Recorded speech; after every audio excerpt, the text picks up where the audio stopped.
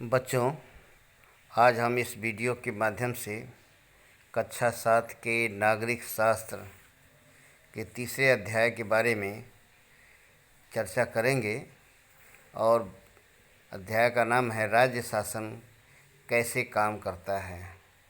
तो सर्वप्रथम मैं आप लोगों को यह बताना चाहता हूँ कि कक्षा 6, कक्षा 7 और कक्षा 8 में हम विभिन्न स्तर के सरकारों के बारे में विस्तार पूर्वक चर्चा करेंगे।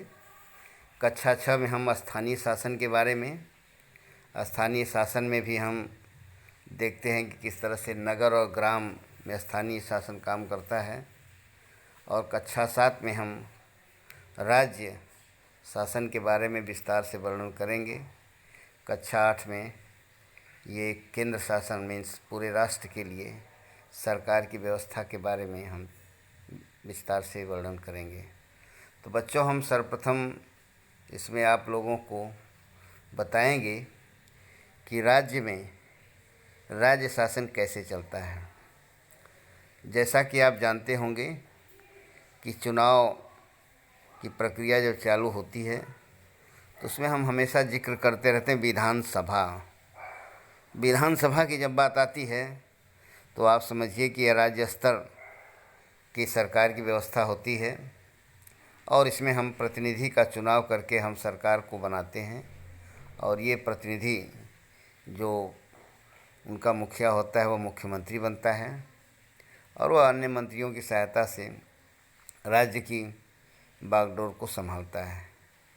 तो बच्चों, इसमें हम सर्वप्रथम यह चर्चा करेंगे कि किस प्रकार से सरकार का गठन किया जाता है। तो इसमें जो चर्चा का विषय है कि हम कैसे पहले विधानसभा क्षेत्र होता है।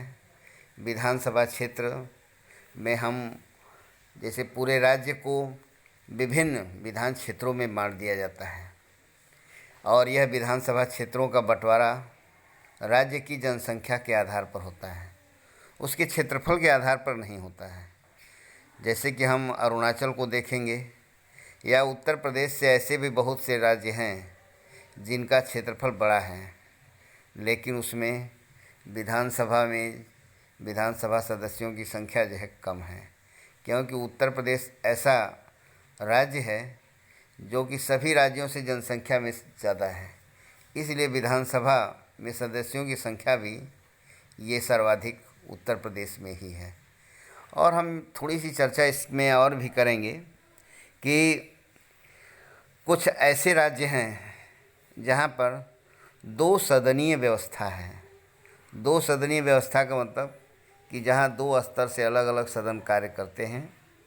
जो जनता द्वारा प्रतिनिधियों का चुनाव किया जाता है उसे हम विधानसभा कहते हैं, और जो जनता के चुने हुए प्रतिनिधियों द्वारा चुनाव किया जाता है, इसे हम अपर हाउस भी कहते हैं, उसे हम विधान परिषद कहते हैं। तो कुछ ऐसे राज्य हैं, पहले आप लोगों को यह जानना ज़रूरी है कि वो कौन कौन से राज्य हैं जहाँ पर कि दो सदन हैं। तो पहले जिन राज्यों में दो सदन हैं उनका नाम हम बताएंगे। इसमें है उत्तर प्रदेश है, बिहार है, महाराष्ट्र है, कर्नाटक है, आंध्र प्रदेश है और तेलंगाना है। इसके पहले जम्मू कश्मीर भी एक ऐसा राज्य था जहाँ पर कि दो सदनीय व्यवस्था थी, लेकिन 370 धारा लागू खत्म होने के बाद यहाँ पर इस राज्य को दो केंद्र शासित प्रदेशों में बांट दिया गया है। इसमें जम्मू कश्मीर है एक केंद्र शासित और दूसरा है लद्दाख। अतः यहाँ पर दो सदनीय व्यवस्था जो है समाप्त कर दी गई है। अतः हम कह सकते हैं कि वर्तमान समय में भारत में ऐसे 6 राज्य हैं जहाँ पर कि दो सदन हैं। बच्चों, थोड़ी सी चर्चा भारत से आगे हम करेंगे अमेरिका की। अमेरिका में भी 50 राज्य हैं। 50 राज्यों में मात्र एक राज्य ऐसा है जहाँ पर कि दो सदन नहीं है। शेष 49 राज्यों में संयुक्त राज्य अमेरिका में भी दो सदनीय व्यवस्था की गई है। अब हम थोड़ा सा विस्तार से वर्णन करेंगे कि हमारे राज्य की व्यवस्था कैसे चलती है। तो पहले हम देखेंगे कि इस राज्य की व्यवस्था को चलाने के लिए विधायक का चुनाव किया जाता है। विधायक कौन होता है? जैसा कि हम बताएंगे कि पूरे राज्य को निर्वाचन क्षेत्रों में बांटा जाता है और इस निर्वाचन क्षेत्र से जो चुने गए प्रतिनिधि होते हैं, विभिन्न क्षेत्रों से चुने गए प्रतिनिधि होते हैं, और जिस पार्टी को आधे से अधिक सीटें प्राप्त हो जाती हैं वह पार्टी सरकार बनाने की स्थिति में होती है। कभी कभी ऐसी भी स्थिति आ जाती है कि किसी भी पार्टी को भी टोटल जितनी संख्या होती है विधायक की, उनको किसी को भी यह संख्या प्राप्त नहीं होती है।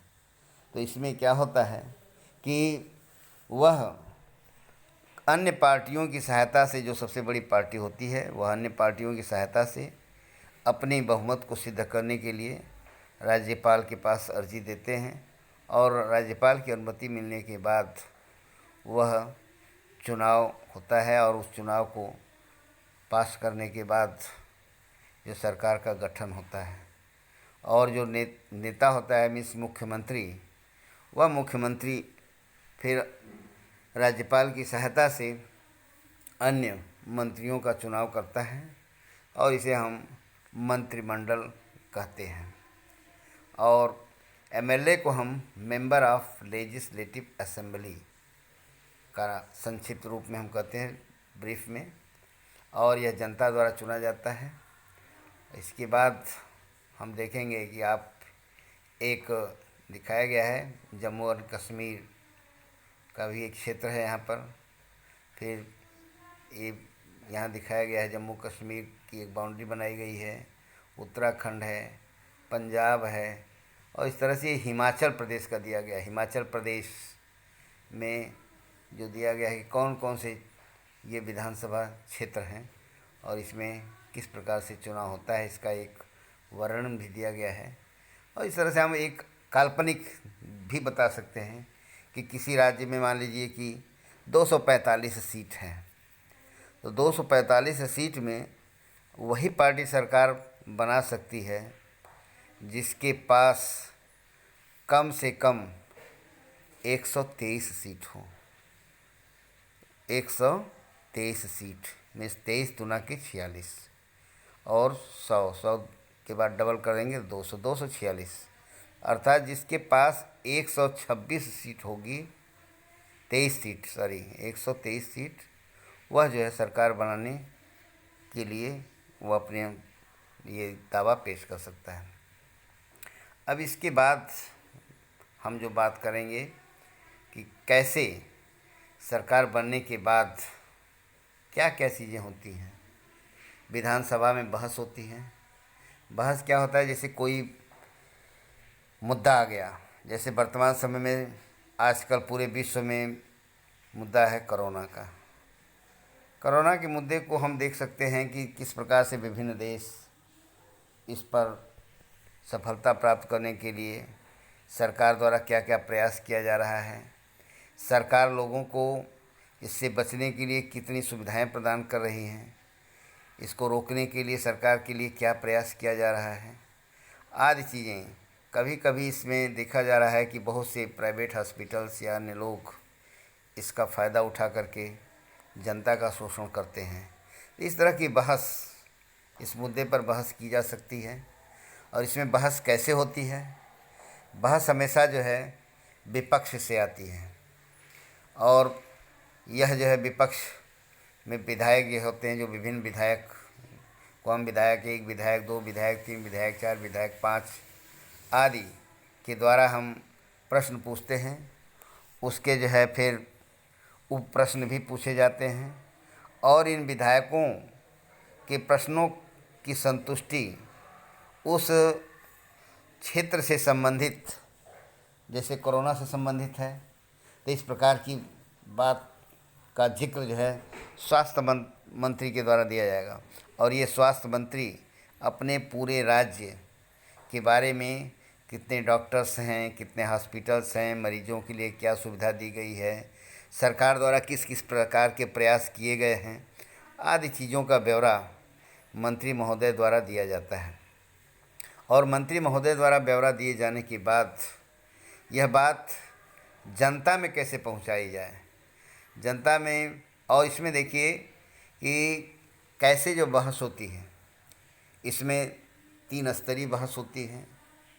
3 स्तरीय बहस में आप देखेंगे कि स्पीकर होता है, स्पीकर के दाहिने तरफ जो रूलिंग पार्टी होती है, मीन्स जिसकी सरकार होती है, इसके जो है बाएं तरफ जो अपोजिशन होता है, और बीच में सेक्रेटरी बेंच होता है जिसमें 4-5 सदस्य होते हैं, और उसका एक चीफ सेक्रेटरी होता है जो विधानसभा की गतिविधियों के बारे में लेखा जोखा तैयार करता है, मिनट्स तैयार करता है, और इसी मिनट्स को ये बुलेटिन्स के द्वारा जो है जनता तक पहुंचाया जाता है। और फिर अब ये इस तरह की बातों के होने के बाद अब ये जनता तक कैसे पहुंचाई जाए, तो मंत्री जो है वह प्रेस कॉन्फ्रेंस भी करते हैं। प्रेस कॉन्फ्रेंस में वह मीडिया को आमंत्रित करते हैं, मीडिया आता है जिसे हम प्रेस वार्ता के नाम से जानते हैं, और मीडिया भी वह प्रमुख मुद्दों को मंत्री महोदय के द्वारा जो है अपनी बातों को उठाते हैं, और मंत्री महोदय पूरे अपनी स्ट्रेटजी के साथ, अपने अन्य डाटा के साथ, अपनी तैयारियों के साथ, और जिन उन्होंने उससे संबंधित जो जो कार्य किया है, ये सारी चीज़ें वह प्रेस वार्ता के द्वारा देते हैं। और यह प्रेस वार्ता में लगे हुए जो विभिन्न लोग हैं, मीडिया के लोग हैं, समाचार वाले हैं, अन्य लोग हैं, फिर इन चीज़ों को अपने माध्यम से उसे जनता तक पहुंचाने का प्रयास करते हैं। तो इसके द्वारा हम देखेंगे कि किस प्रकार से राज्य शासन की व्यवस्था चलती है, और इस वीडियो को आप लोग ध्यान से पढ़िएगा और इसको समझने की कोशिश करिएगा। धन्यवाद।